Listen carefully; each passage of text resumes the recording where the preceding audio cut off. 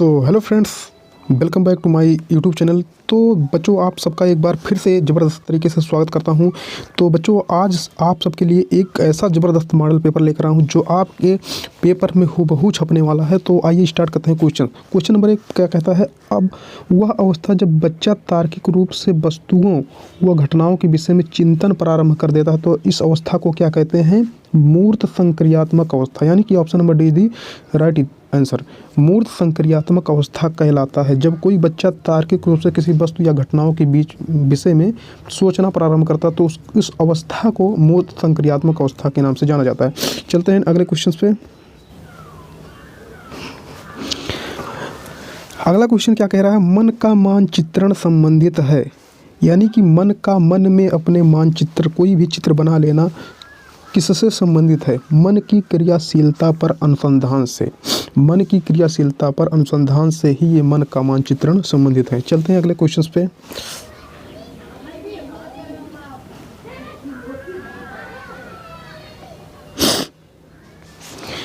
अगला क्वेश्चन है, विशेष रूप से प्राथमिक स्तर पर विद्यार्थियों की सीखने संबंधी समस्याओं को संबोधित करने का सबसे बेहतर तरीका क्या है? सबसे बेहतर तरीका क्या है? अक्षमता के अनुरूप विभिन्न शिक्षण पद्धतियों का प्रयोग करना। Option number D the right answer. चलते हैं नेक्स्ट क्वेश्चन पे। अगला क्वेश्चन है, निम्न में से कौन से बच्चे की सामाजिक मनोवैज्ञानिक आवश्यकताओं के साथ संबंध नहीं है? यानी कि बच्चे के सामाजिक और मनोवैज्ञानिक रूप से संबंध नहीं रखता है, तो इसमें क्या हो जाएगा? शरीर से अपशिष्ट पदार्थों का नियमित रूप से बाहर निकलना। ये तो हो जाएगा आपका बायोलॉजी में, यानी कि जब कोई आप पदार्थ ग्रहण करते हैं और उसको बाहर निकालते हैं, वही इसमें बता रहा है कि शरीर से अपशिष्ट पदार्थों का नियमित रूप से बाहर निकलना, ये हो जाएगा। लेकिन ये जो इसमें प्रश्न में जो है बच्चे की सामाजिक मनोवैज्ञानिक आवश्यकताओं के साथ संबंध नहीं है, तो यही आपका बी दी राइट आंसर। चलते हैं नेक्स्ट क्वेश्चन पे। सा कथन है जहाँ बच्चे के संज्ञानात्मक विकास को सबसे बेहतर तरीके से परिभाषित किया जा सकता है, यानी कि विद्यालय एवं कक्षा पर्यावरण। Option number A the right answer, जहाँ पे बच्चे के संज्ञानात्मक विकास को सबसे अधिक तरीके से विकसित किया जा सकता है। चलते हैं अगले क्वेश्चन पे। बच्चे दुनिया के बारे में अपनी समझ का सृजन करते हैं, इसका श्रेय किसको जाता है?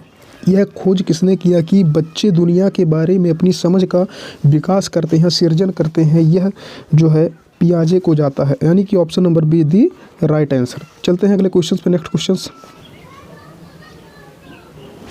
शिक्षा के क्षेत्र में पाठ्यचर्या शब्दावली किसकी ओर संकेत करती है? शिक्षा के क्षेत्र में पाठ्यचर्या शब्दावली किसकी ओर संकेत करती है? तो option number A the right answer, विद्यालय का संपूर्ण कार्यक्रम जिसमें विद्यार्थी प्रतिदिन अनुभव प्राप्त करते हैं। चलते हैं नेक्स्ट क्वेश्चन पे। किसने कहा था कि शिशु अपने संसार के बारे में अधिकांश बातें खेल के माध्यम से जानता है? जो बच्चों को खेल खिलाया जाता है वही खेल के माध्यम से संसार में अधिक बातें जानता है। यह कथन किसका था?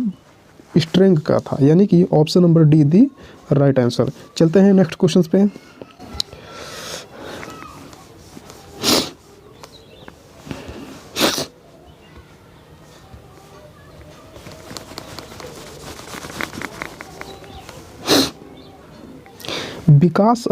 विकास कभी न समाप्त होने वाली प्रक्रिया है, यह विचार किससे संबंधित? यानी कि विकास कभी नहीं समाप्त होगी, यह निरंतर चलती रहेगी। तो किसका सिद्धांत है? निरंतरता का सिद्धांत। Option number A the right answer. चलते हैं अगले क्वेश्चन पे। नेक्स्ट क्वेश्चन, निम्नलिखित में से किस अवस्था में बच्चे अपने समवयस्क समूह के सक्रिय सदस्य हो जाते हैं? तो यह option number B the right answer, किशोरावस्था में। सभी को पता होगा कि किशोरावस्था में बच्चे अपने समवयस्क समूह के सक्रिय सदस्य हो जाते हैं। चलते हैं अगले क्वेश्चन पे। नेक्स्ट क्वेश्चन, बच्चों के बौद्धिक विकास की 4 विशिष्ट अवस्था की पहचान की गई। किसने पहचान की? बच्चों के बौद्धिक विकास की जो 4 विशिष्ट अवस्था है, इसकी पहचान किसने की थी? तो option number B the right answer, पियाजे के द्वारा पहचान की गई थी। चलते हैं नेक्स्ट क्वेश्चन पे। वह स्तर जिसमें बच्चा किसी वस्तु या घटना के बारे में तार्किक रूप से सोचना शुरू कर देता है। अभी मैंने बताया था कि जब कोई बच्चा तार्किक एवं मनोवैज्ञानिक रूप से सोचना प्रारंभ कर देता है, यानी कि किसी वस्तु या विषय के बारे में चिंतन प्रारंभ कर देता है, तो कौन सी अवस्था कहलाती है? मूर्त क्रियात्मक अवस्था। मूर्त क्रियात्मक अवस्था ही कहलाती है। चलते हैं नेक्स्ट क्वेश्चन पे। विद्यार्थियों को विद्यालय में खेलना क्यों उचित है? विद्यार्थियों को स्कूल में क्यों खेलना उचित है और क्यों खेल खिलाया जाता है? Option number B the right answer. यह सहयोग एवं शारीरिक संतुलन का विकास करता है। बच्चों के शारीरिक विकास का संतुलन करता है, इसलिए विद्यार्थियों को खेल खिलाया जाता है। चलते हैं नेक्स्ट क्वेश्चन की ओर। परिवार एक साधन है। परिवार एक साधन है, किसका साधन है? अनौपचारिक शिक्षा का। क्या? अनौपचारिक शिक्षा, यानी कि option number A the right answer. चलते हैं नेक्स्ट क्वेश्चन पे। एक शिक्षक विद्यार्थियों में सामाजिक मूल्यों का विकसित कर सकता है। सामाजिक मूल्यों का विकास एक शिक्षक किस तरीके से कर सकता है? ऑप्शन नंबर सी दी राइट आंसर। आदर्श रूप से बर्ताव कर। आदर्शवादी बनकर ही शिक्षक बच्चों में सामाजिक मूल्यों का विकास कर सकता है। चलते हैं नेक्स्ट क्वेश्चन। एक शिक्षक के लिए सबसे महत्वपूर्ण क्या है? एक शिक्षक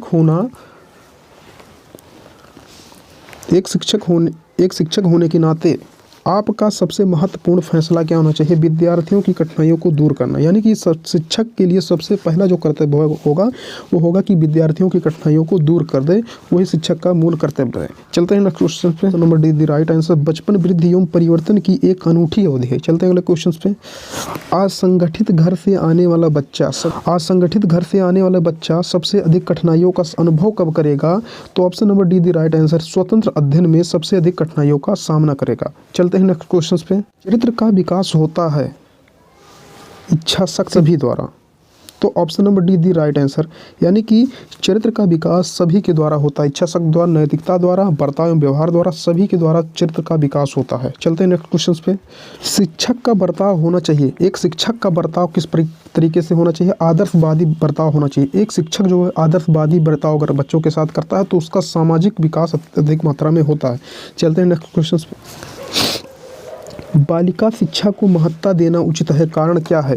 किसी सामाजिक परिवर्तन के नेतृत्व में केवल बालिकाएं समर्थ है, यानी कि option number see the right answer. किसी सामाजिक परिवर्तन के नेतृत्व के लिए बालिकाएं सबसे अधिक समर्थ मानी जाती है, इसीलिए बालिका शिक्षा को महत्ता देना सबसे उचित है।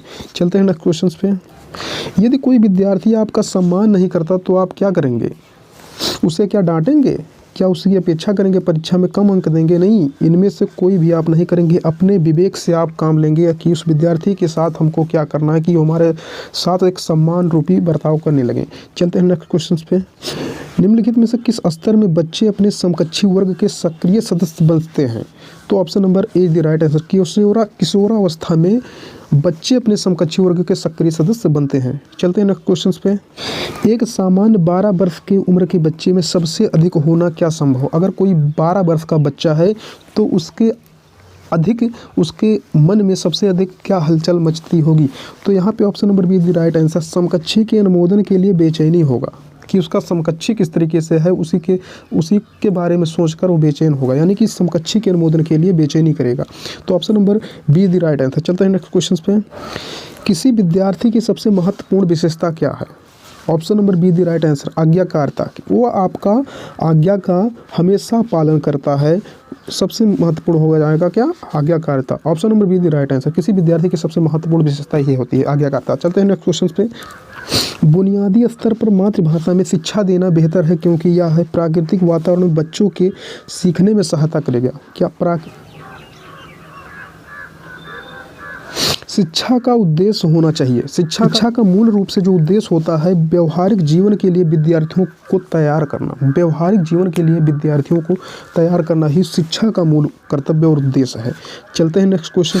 तो भैया अगर आप लोग इतना कवर कर रहे हैं तो गारंटी देता हूँ कि आप जो है सीटेट का पेपर अब की जो सीटेट का पेपर होने वाला है उसमें आप लोग पक्का है 82+ तो मार्क अचीव कर ही ले आ रहा है। खिलौनों की आगे क्वेश्चन देखते हैं। खिलौनों की आयु कहा जाता है, क्या कहा जाता है? पूर्व बाल्यावस्था को खिलौनों की आयु कहा जाता है। चलते हैं नेक्स्ट क्वेश्चन पे।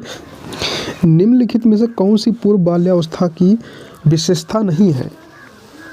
बाल्यावस्था की विशेषता कौन सी अवस्था नहीं है? समूह में रहने की अवस्था, खेलने की अवस्था, प्रश्न करने की अवस्था, अनुकरण करने की अवस्था। तो प्रश्न करने की अवस्था देखा जाता है बाल्यावस्था में बहुत से बच्चे जो प्रश्न नहीं करते, तो यानी कि ऑप्शन नंबर सी दी राइट आंसर, प्रश्न करने की अवस्था ही नहीं है। चलते हैं नेक्स्ट एंड लास्ट क्वेश्चन। ये जो क्वेश्चंस आप सबको मैंने कवर किया है तो काफ़ी बेहतर तरीके से कवर किया है। आपका हूबहू परीक्षा में हो सकता है यही से क्वेश्चंस टपक जाए और आप परीक्षा को फोड़ के आएँ। तो अभी कोई आगे देखेंगे, सबसे लास्ट वाला क्वेश्चन क्या कह रहा है। उत्तर बाल्यावस्था में बालक भौतिक वस्तुओं के किस आवश्यक तत्व में परिवर्तन समझने लगते हैं? क्या? तो option number D the right answer, no, option number B the right answer, द्रव्यमान और संख्या, द्रव्यमान और संख्या को परिवर्तन में समझने लगते हैं। तो आपका क्लास यहीं पे आज होता है समाप्त। तब तक के लिए आप अपने तैयारी को और अधिक मजबूत बनाते रहें। मिलते हैं आप सबसे एक नेक्स्ट क्लास में, तब तक के लिए बाय, जय हिंद।